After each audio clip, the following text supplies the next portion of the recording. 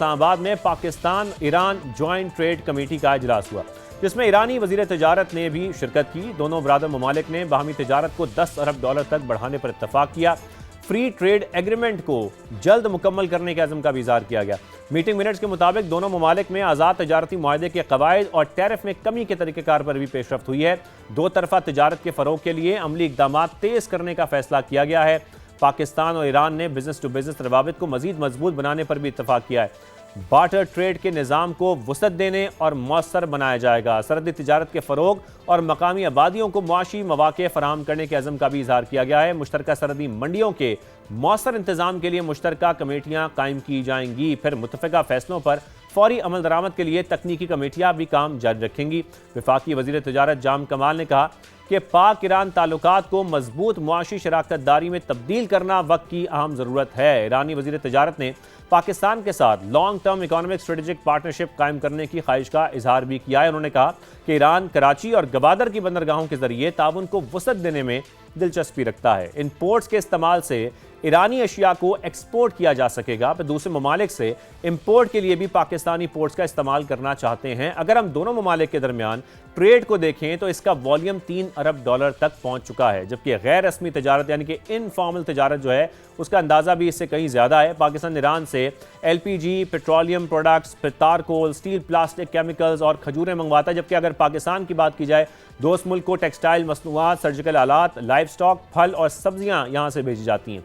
दोनों ममालिक तजारत के लिए बार्टर सिस्टम का भी इस्तेमाल कर रहे हैं। दोनों ममालिक ने स्मगलिंग की हौसला शिकनी, कानूनी तजारत को फ़रोग देने और मकामी आबादियों को सहूलत देने के लिए पाक ईरान सरहद पर 6 मुश्तरका बॉर्डर सस्टेनेंस मार्केट्स कायम करने का भी फैसला किया है। पाकिस्तान गवादर समेत सरहदी अजला के लिए भी बिजली भी ईरान से इम्पोर्ट करता है। फिर पाकिस्तान सेंट्रल एशिया तक रसाई के लिए अब अफगानिस्तान के बजाय ईरान का रूट इस्तेमाल कर रहा है। दूसरी जानिब ईरान ने भी अमरीकी जारियत के दौरान पाकिस्तान के ज़मीनी रूट्स का इस्तेमाल किया।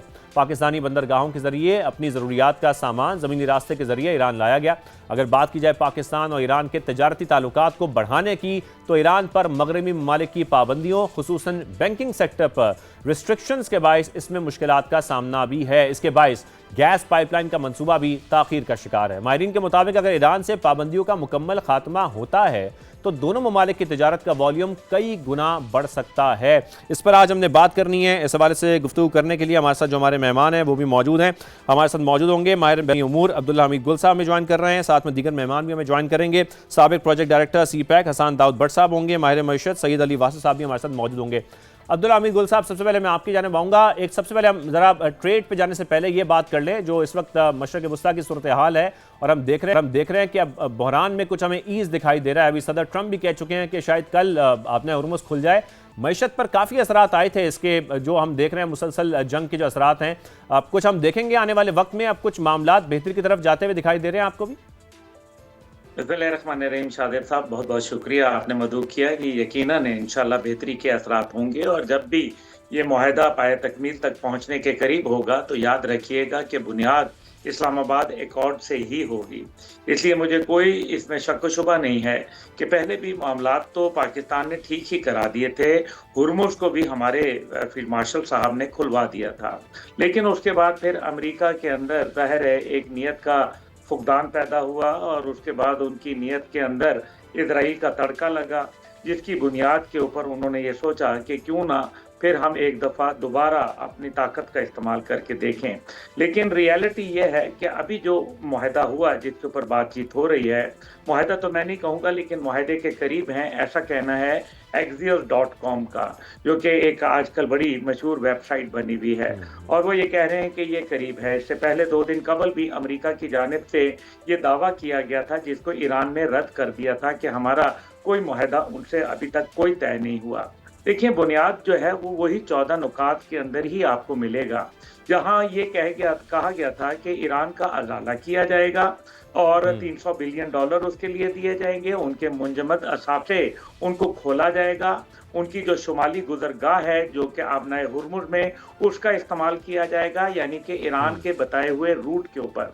और फिर इसी तरीके से ये कहा गया था कि जो ओमान के साथ एक अंडरस्टैंडिंग डेवलप करके 60 दिन तक इसको मौका दिया जाएगा, और इस दौरान कोई लेवी, कोई फीस और कोई टोल टोल जहाज़ों से नहीं वसूल किया जाएगा। हाउएवर सही। इसके बाद अगर वसूल किया जाएगा, क्योंकि ये क्लॉज इटसेल्फ बहुत सारे क्वेश्चंस रेज करता है कि क्या इसके बाद ऐसी इजाज़त होगी, क्योंकि आप भी जानते हैं, इकोनॉमिस्ट हैं आप माशाल्लाह, तो आपको पता है अमेरिका पैसा कभी नहीं खर्च करता। तो ये $300 बिलियन तो उनका 39 डेज वॉर के अंदर था।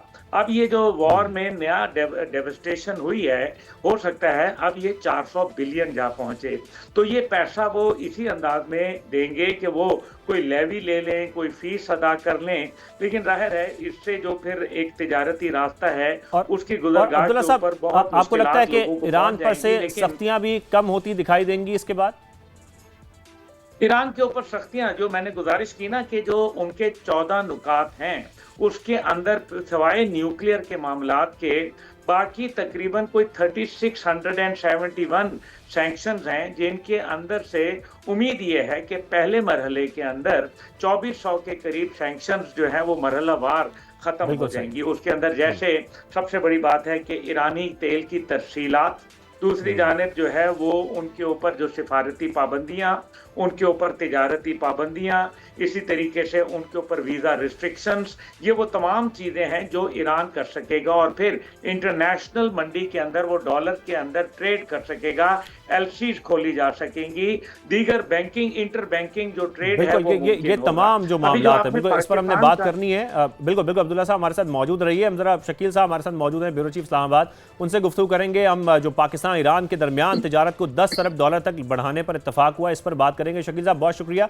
अब शकील साहब, ये फ्री ट्रेड एग्रीमेंट पर क्या पेशरफ्त हो रही है और पाक ईरान तिजारत की राह में जो बड़ी रुकावटें हैं वो आपके नज़दीक क्या हैं जो अब दूर हो जाएंगी, ऐसा दिखाई दे रहा है? और इजलास के दौरान कुछ मजीद नुकात भी थे जिसमें पेशरफ्त हुई है?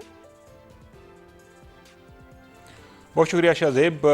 पेशरफ तो काफ़ी हुई है, वादे वईद भी हुए हैं, कमिटमेंट्स भी हैं, एक दूसरे को एक्नॉलेज भी कर रहे हैं। पाकिस्तान और ईरान के जो ताल्लुकात हैं, रिलेशंस भी बड़े एक्सीलेंट हैं, तवातर के साथ विजिट भी हो रहे हैं। और अब जो ट्रेड कमेटी जॉइंट जो हुई है, आज इस्लामाबाद में इजलास हुआ है, उसमें जो वादा किया गया एक बार फिर दोहराया गया बेसिकली कि $10 बिलियन तक लेके जाना है इस ट्रेड को, जो कि इस वक्त $3 बिलियन है। और ये जो $3 बिलियन की ट्रेड है ये भी बेसिकली ईरान के हक में है, क्योंकि $1.7 बिलियन की ज़्यादा ईरान पाकिस्तान को अशिया बेच रहा है। पाकिस्तान कोई $700 मिलियन से ज़ायद की एक्सपोर्ट कर रहा है और ईरान पाकिस्तान को चीज़ें बेच रहा है वो $2.4 बिलियन से ज़ायद की हैं।